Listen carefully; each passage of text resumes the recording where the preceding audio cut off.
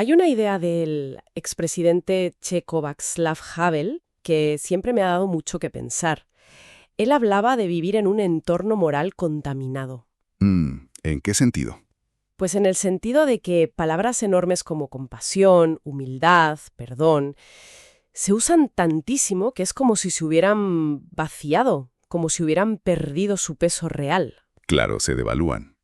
Y esa idea encaja a la perfección con algo que el sociólogo Neil Postman llamaba la baja ratio información-acción. Exacto. A eso iba. Es que estamos inundados de información, de ideales, de frases inspiradoras en redes sociales. Sí, absorbemos todo eso, asentimos con la cabeza, nos parece genial, pero rara vez se traduce en un cambio real en cómo vivimos. Es casi la norma hoy en día, saber mucho y hacer muy poco. Y es justo para analizar esa brecha, esa desconexión, que hoy vamos a hacer un análisis a fondo de un texto que tiene casi 2000 años, pero que, de verdad, parece escrito para nosotros. Nos vamos a sumergir en la Epístola de Santiago. Y para guiarnos vamos a usar el comentario bíblico con aplicación NBI. Eso es, una obra que busca precisamente eso, tender un puente entre el mundo del primer siglo y nuestros dilemas de hoy. Entonces, la gran pregunta que nos planteamos es esa. ¿Puede este texto, tan antiguo, tan directo y a veces tan incómodo, darnos alguna clave para cerrar esa brecha entre lo que decimos creer y lo que de verdad hacemos? Pues es que has dado en el clavo, ese es el núcleo de todo el escrito de Santiago. El comentario lo deja clarísimo desde el principio. El gran tema es la coherencia. No le interesa una fe teórica, ¿verdad? Para nada. No quiere una fe teóricamente perfecta, sino una que se pueda ver, que se manifieste en la vida real. Exige, vamos usando el término de Postman, una ratio información-acción altísima. Y no se queda en la teoría, ¿cierto? Identifica con una precisión casi de cirujana los puntos donde esa incoherencia se nota más. Totalmente. El comentario los agrupa en áreas que son muy reconocibles para cualquiera. Señala, por ejemplo, cómo reaccionamos en tiempos de prueba, en nuestras relaciones, cómo manejamos el dinero, y dedica un espacio enorme al poder de la lengua, a lo que decimos. Ah, sí. De hecho, el autor del comentario identifica lo que llama destructores de comunidad, 3 cosas que pueden, dinamitar desde dentro cualquier grupo. Y el primero es la lengua, que parece una obsesión para Santiago.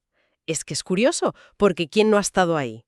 Claro. Hablando de valores como la paciencia o la amabilidad y 5 minutos después perdiendo los nervios en un atasco o en una discusión en Internet. Santiago lo ve como una contradicción fundamental. Dice que de la misma boca no pueden salir bendiciones y es radical para su época. El favoritismo. Uf, eso es muy fuerte. Piensa que en una sociedad romana que estaba increíblemente estratificada, Santiago dice que dentro de la comunidad de creyentes no se puede tratar a un rico que entra con joyas y ropa cara mejor que a un pobre con ropa raída. Eso era una bomba social. Claro, es que hoy nos parece obvio, o al menos debería parecérselo, en teoría, pero en ese contexto era dinamita pura. Implicaba desmontar las estructuras de poder del mundo. Y eso me lleva al tercer destructor, que el comentario señala, y que me parece el más sutil. La arrogancia. Sí, porque no se refiere solo a qué se enseña, sino a cómo. Y el comentario lo subraya muy bien. La misma verdad se puede enseñar con humildad, buscando la paz, o con una arrogancia que busca manipular. Y la conclusión es tremenda. Dice que la verdad enseñada con arrogancia es, en cierto modo, menos cierta. La actitud del mensajero contamina el mensaje. La forma importa tanto como el fondo. Eso es algo que vemos constantemente hoy en el debate público, ¿verdad?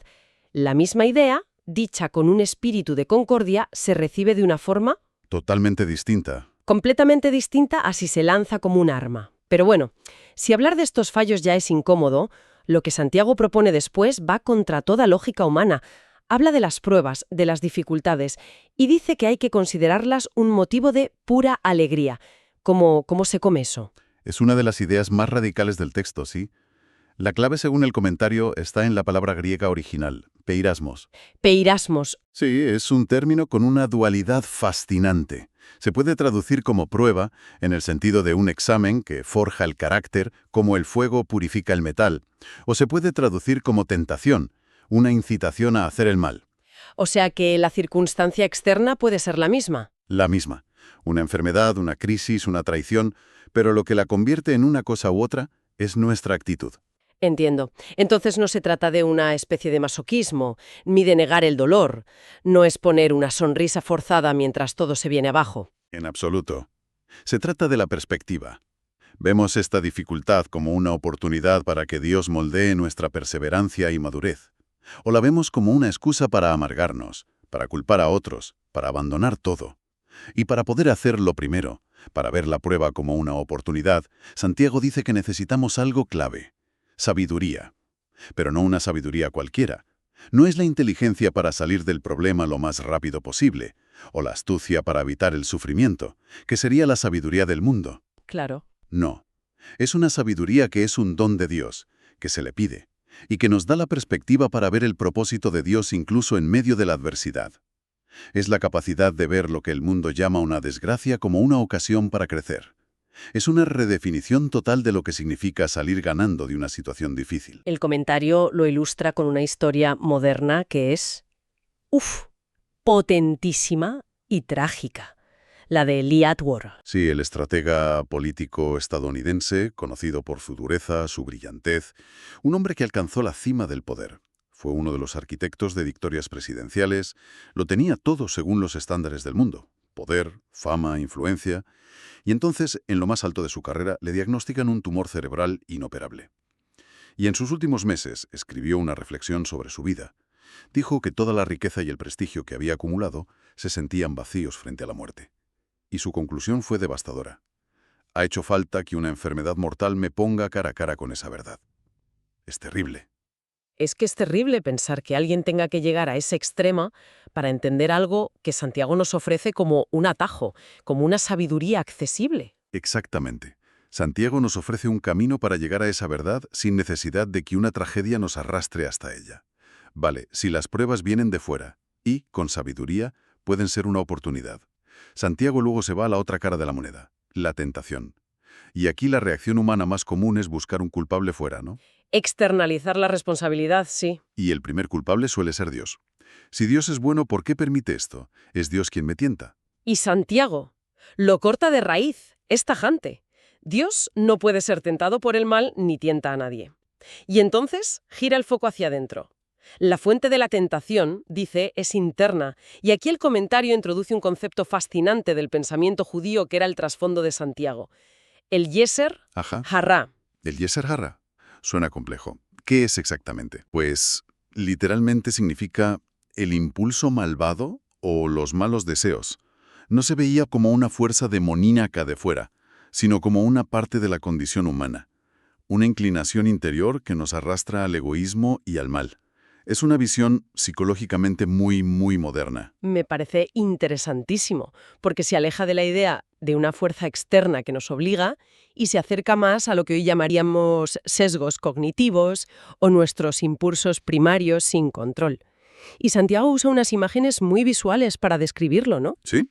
Son imágenes del mundo de la caza y la pesca, que es una pasada. Dice que somos arrastrados y seducidos por nuestros propios deseos. Arrastrados y seducidos. Sí, la palabra para arrastrado es la que se usaría para un pez que muerde un cebo y es sacado del agua, y la palabra para seducido es la de un animal atraído a una trampa. O sea, nuestros deseos actúan a la vez como el cebo y como el cazador. Es una imagen muy poderosa porque implica que participamos activamente. No somos víctimas pasivas, mordemos el anzuelo. Y a partir de ahí, Santiago describe una especie de progresión casi biológica, un proceso. Es una secuencia terrible y casi inevitable si nos interrumpe. Primero dice, el deseo concibe.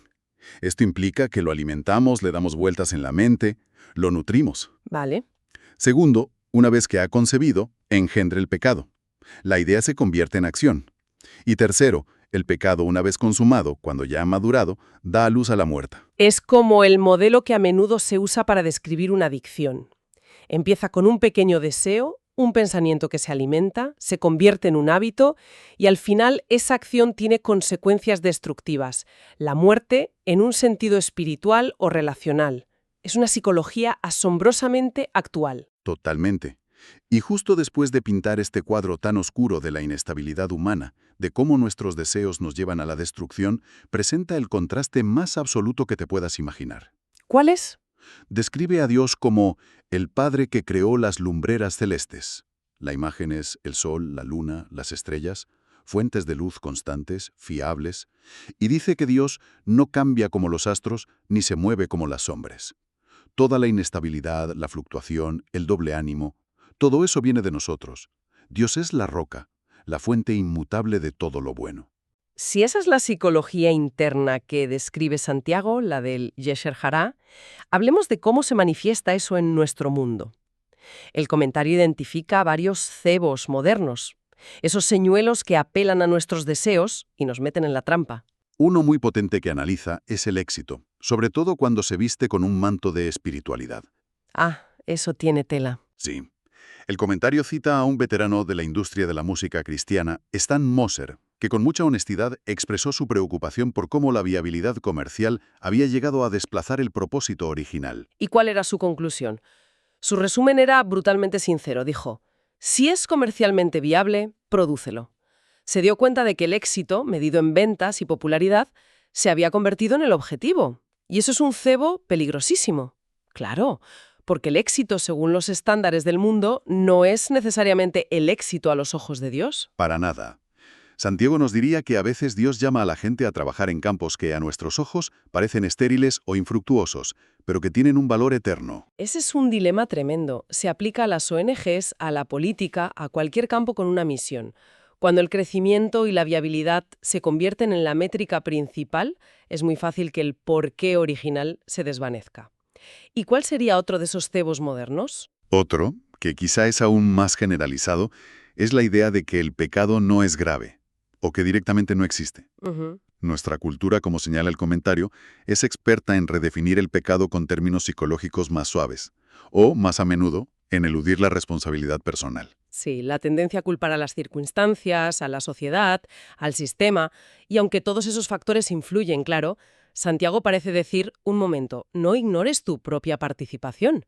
Tú mordiste el cebo. Exacto. Insiste en la responsabilidad personal. Y esa insistencia nos lleva directamente a su famosa definición de la verdadera religión. Ah, sí. Después de criticar la incoherencia y analizar la tentación, uno esperaría una fórmula teológica complejísima, pero su definición es radicalmente práctica.